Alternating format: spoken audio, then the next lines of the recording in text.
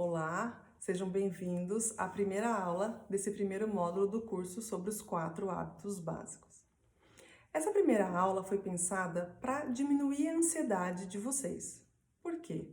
Porque quando a gente quer aprender alguma coisa nova, quer melhorar algo da nossa família, a gente acaba ficando ansioso porque a gente não sabe, né, o que vai acontecer, com o que estamos lidando.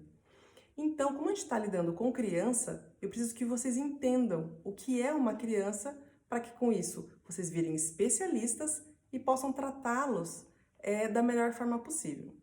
Então vamos lá. O que é uma criança? Quando a gente pensa, né, o que é uma criança? Vem no meu imaginário as crianças que nós conhecemos, né, os nossos sobrinhos, afilhados, as histórias que nossas avós, nossos pais nos contaram sobre como nós éramos quando criança. Mas você concorda que quando os pais contam essas histórias, às vezes há um pouco de exagero, né? Tanto para mais quanto para menos. Quantas mães falam que nós não demos trabalho, que nós não choramos, e elas esquecem realmente de como era o dia a dia. E as que lembram acabam exagerando também, diz que só chorava, né? E a gente acaba ficando, nós nos afetamos com isso. Então é importante nós sabermos o que é uma criança. Também é importante a gente saber que uma criança não é um mini adulto e ela também não é um animal. Por que eu falo que uma criança não é um mini adulto? Porque uma criança, ela tem todo o potencial para ser um adulto pleno. Basta que a gente cuide desse desenvolvimento da criança, senão ela também não chega lá, né? Se ela fosse um mini adulto, ela já estaria pronta para trilhar, seria só ela crescer, mas não é isso. E por que eu falo que uma criança também não é um animal? Porque muitas vezes as nossas atitudes são de adestramento, né? Senta assim, faz assim. A gente quer colocar que as crianças façam igual a gente faz com o cachorrinho. Senta, late, dá a patinha. E uma criança não é isso, né? A criança tem um mundo dentro dela muito grande. Um mundo para ser conquistado, um mundo para ser desenvolvido. Então, a diferença básica entre o animal e a criança é que o animal pode ser adestrado, né? Uma criança, ela não é, o ser humano não é algo previsível. Então, ele não pode ser adestrado, porque eu não sei qual é o próximo passo. Ele tem uma faculdade a mais que dos animais, que é a inteligência. Então, uma criança não pode ser adestrada, ela precisa ser educada. Então, essa é a diferença. O animal é adestrado, a criança é educada. E educar não é algo natural, né? Quem vai educar precisa se preparar para isso, né? Nós estamos numa fase que temos consequências nos nossos adolescentes porque se pensou que educar era simplesmente repetir ou ir deixando a criança e aprendendo, né? Mas educar não é algo natural. Nós somos os agentes da educação dos nossos filhos. Por quê? Porque se eu pegar a etimologia da palavra, educação é o ex ducere, é extrair de dentro, é elevar essa criança, né? E elevar para onde? Para um lugar melhor, né? Eu quero que o meu filho seja bom, seja magnânimo, né? Eu tenho que pensar em todas as características, né, em todas as virtudes que eu quero que o meu filho chegue. E como ele vai chegar? Através desse caminho da educação. E quando eu falo nesse caminho, onde eu quero que esse homem, né, essa criança se transforme no homem, eu também preciso entender o que é o homem. Hoje existem basicamente dois pensamentos filosóficos sobre o homem. O primeiro, que é de Jean-Jacques Rousseau, ele parte do pressuposto de que o homem é bom. Então, é o mundo que estraga esse homem.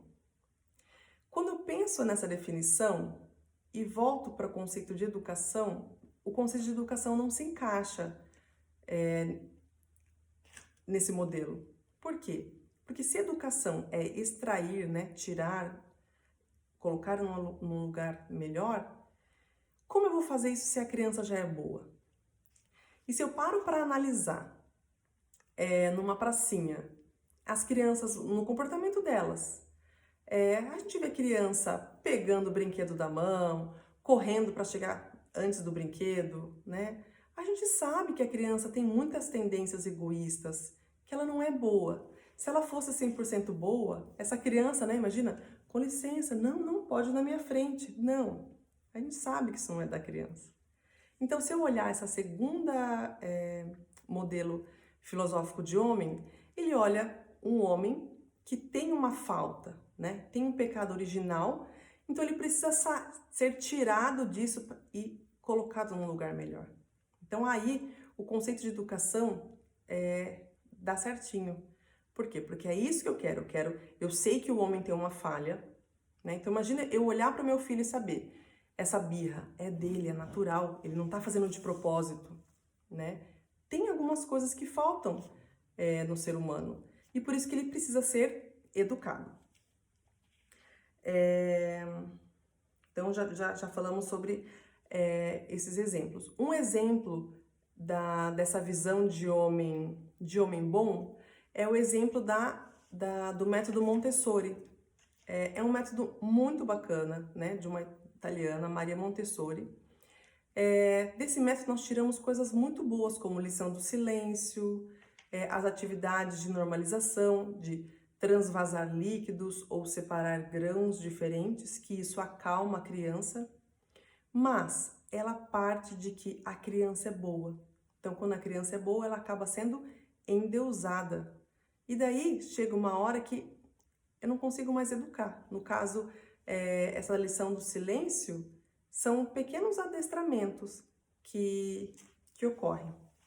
Então, se eu partir da visão de que o homem tem uma falta, né, tem uma falha que eu preciso cuidar dela, eu tenho uma outra questão. Este homem, ele é formado por 3 faculdades, né? São 3 faculdades que regem esse homem. E quais são elas? Sensibilidade, afetividade e inteligência, né? Pensem como um triângulo equilátero, com todos os lados iguais, né? Eu preciso que essas 3 faculdades operem em equilíbrio. Isso para todo ser humano. Para a criança, a conquista de cada uma dessas faculdades depende da idade. Então, a sensibilidade vai operar do 0 aos 6 anos. A afetividade vai operar dos 6 aos 12 e a inteligência para os maiores que 12. Também preciso entender que não significa que são fases, com 6 anos eu já passo para a afetividade. Não, existe uma interseção. Assim que a criança vai tendo a sensibilidade educada, a afetividade já pode começar a trabalhar e assim como a inteligência. E essas 3 faculdades nós utilizamos a vida toda, mas a conquista dela que define essas fases. Então, o tema dessa aula, que é a sensibilidade, o que é essa faculdade da sensibilidade? A sensibilidade nada mais é do que os 5 sentidos: visão, olfato, paladar, tato e audição. A criança recebe o mundo a partir desses 5 sentidos. Então, eu sabendo que esses sentidos são a linha de frente para o meu filho, para as crianças, o que significa? Que para a criança, tudo que é doce, liso, bonito, né? O que não é barulhento, o que não tem um cheiro ruim, para ela é o bem. Ela ainda não tem o conceito de bom, de verdadeiro, de falso, de mal. Esses outros conceitos vão vir junto com a afetividade e a inteligência. Então, eu preciso cuidar muito dos 5 sentidos dos meus filhos. Então, cuidar como? Cuidar com o meu tom de voz, como eu falo com ele, né? Tentar falar o menos exasperado possível. Cuidar com o barulho da minha casa, né? Cuidar com a minha feição. Muitas vezes a gente quer dar a criança fez alguma coisa errada e eu até não levanto a voz, mas se eu faço uma cara feia, né? A criança observa e fala, bem, tem alguma coisa errada. E isso dificulta ela receber. Por quê? Porque para a criança não importa o conteúdo, não importa o que eu vou falar, importa como eu vou falar. E eu tendo isso claro, não é verdade que muitas das nossas discussões ou dos nossos sermões não tem mais sentido, né? Vamos pensar uma criança que não queira comer, uma criança pequena que não queira comer. Não adianta eu ficar falando que existem pessoas que passam fome, que não pode jogar comida fora, porque tem gente passando fome. Ela ainda não entende isso.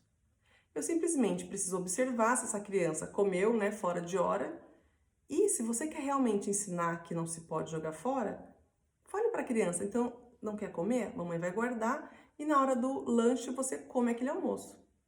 Parece bobeira, mas se a criança estiver fazendo aquilo como manha, isso você está educando ela a não jogar comida fora. E assim, o que eu tenho que ter claro? Que se parece bom, né? Porque afeta o ouvido dela, porque tem um rosto bonito perto dela, um cheiro gostoso, a criança ela vai se inclinar a obedecer, né?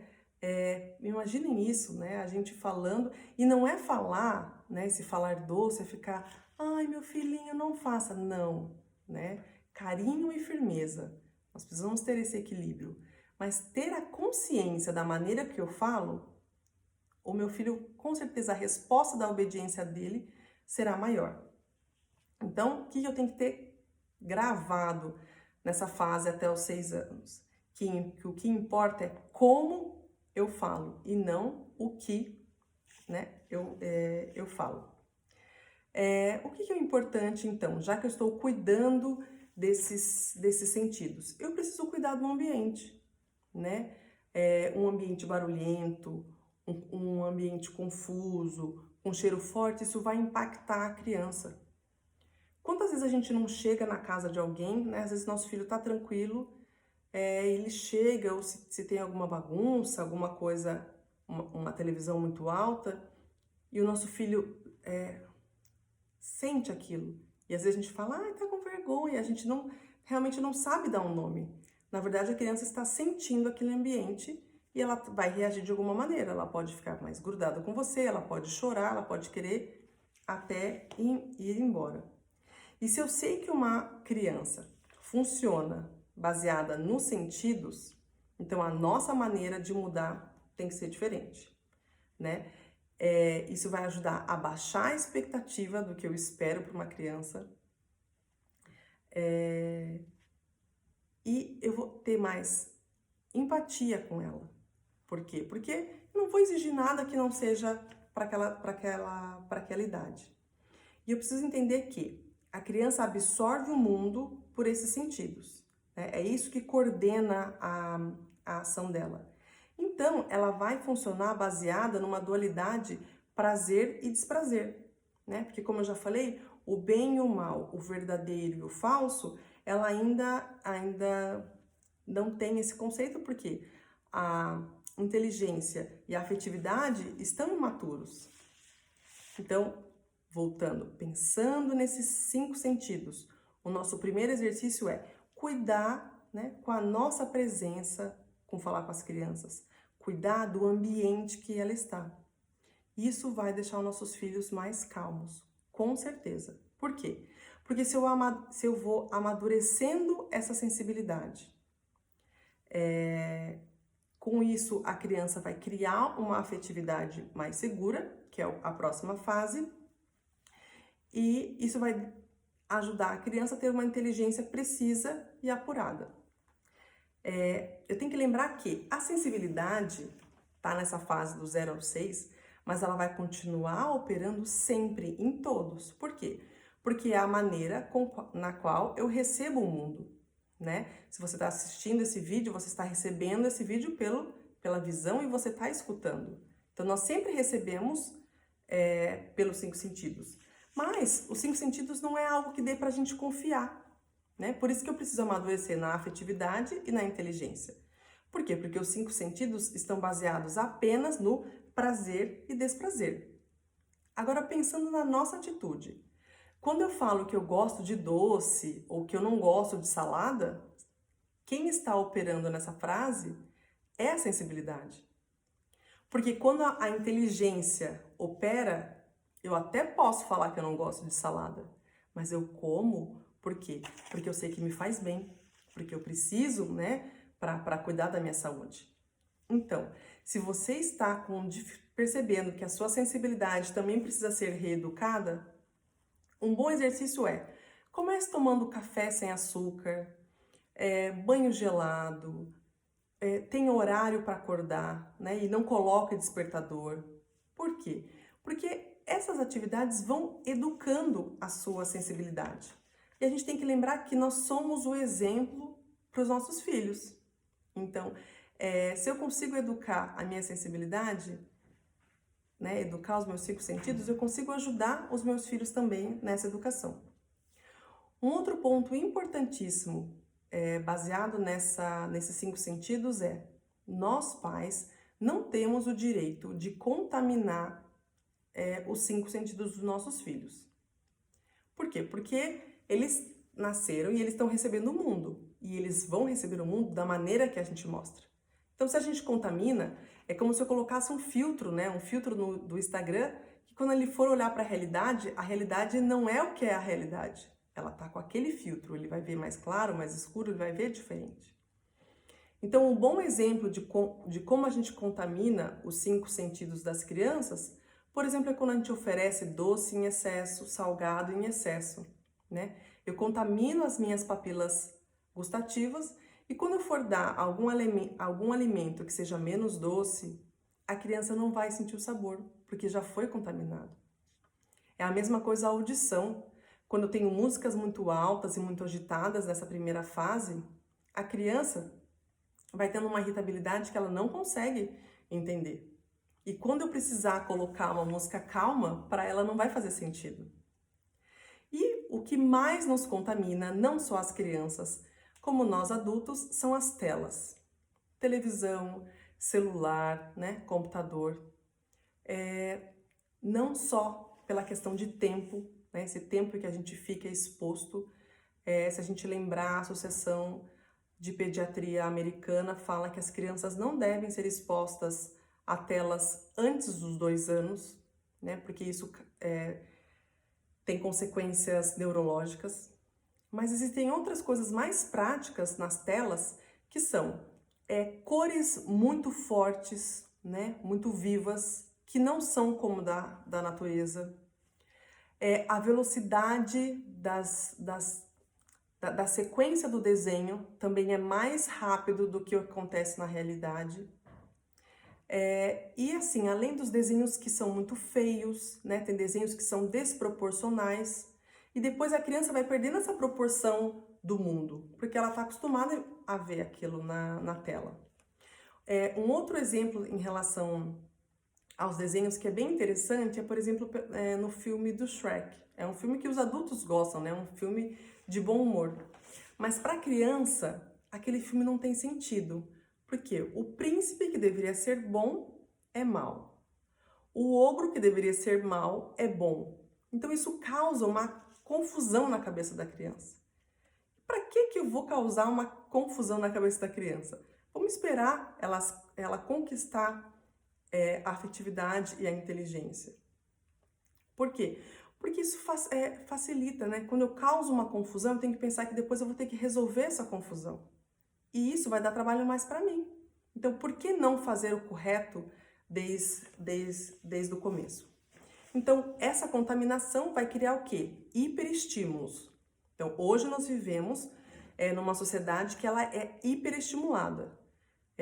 Muitas crianças são diagnosticadas com TDAH, né, que é transtorno de déficit de atenção e hiperatividade, não porque elas têm realmente um problema neurológico, mas elas estão tão ali na televisão, videogame, tudo que é acelerado, que depois quando ela precisa sentar para ler um livro, ela tem dificuldade. E isso vale também para o hipoestímulos. Imagina uma criança que fique dentro de um apartamento com luz baixa e muito barulho. Quando essa criança for sair, né, os olhos dela vão estar sensíveis à luz. Essa criança não vai conseguir escutar um barulho de um pássaro, porque ela está acostumada com barulho alto. Então eu tenho que ter um equilíbrio com os estímulos, né? Tudo que é mais natural possível nos ajuda. E essa hiperestimulação, além das crianças, também serve para nós. Quantas vezes nós estamos lá assistindo um filme, né? Ou fazendo maratona de séries, estamos com o Instagram ligado, Facebook, YouTube, assistindo. Quando chega alguém para pedir a nossa ajuda, nós reagimos, né? Por quê? Porque nós estamos hiperestimulados. Eu não tenho aquela calma de olhar e perguntar. Então pensa, se conosco, que somos adultos, isso causa um estresse, imagina para as crianças que ainda não têm a faculdade da inteligência para discernir o que é bom, o que é ruim e explicar. Então, se você está com dificuldade, se você sente que está deslocado da realidade, alguns exercícios ajudam. Por exemplo, planeje na sua agenda para você observar o nascer do sol, né? Para você perceber o horário, o local, a cor. Você vai perceber que o sol não nasce todos os dias do mesmo horário, né? Que existe até uma angulação no local que ele nasce. A mesma coisa ver o pôr do sol, porque você vai perceber tonalidades diferentes do nascer do sol. Caminhar descalço pela grama, para que o seu tato sinta, né, sensações diferentes. Deitar na grama e olhar para o céu para ver as nuvens passando. E todas essas são atividades que você pode fazer com as crianças, né? Isso vai ajudar você e vai ajudar também a sua família se você não dava esses estímulos para ela, né? Uma outra atividade muito gostosa é comprar uma planta, né? Uma sementinha, uma planta pequena e a criança ir observando que aquela planta cresce, que se aquela planta dá fruto ou dá flor. Tudo isso vai nos colocar na realidade, tá? Então são exercícios muito bons para isso. E o que a gente tem que ter gravado, né? O que a gente precisa tirar dessa primeira aula? Que eu dialogo com o meu filho pelos sentidos, né? É pelo sentido dele que eu vou acessá-lo. Então, você tendo isso na cabeça, vai ser muito mais fácil você se comunicar com o seu filho. E tudo isso, né, não é um desperdício, porque para eu passar para a próxima faculdade, que é a afetividade nada mais é que todos os sentidos que foram gravados na criança vão gerar afetos. Então, por isso que a gente tem que ter muito cuidado com a questão da voz, com a questão do nosso rosto para a criança, porque tudo isso vai gerar afeto nela e aí, a partir daí, ela pode ir amadurecendo e depois desenvolver a faculdade da inteligência.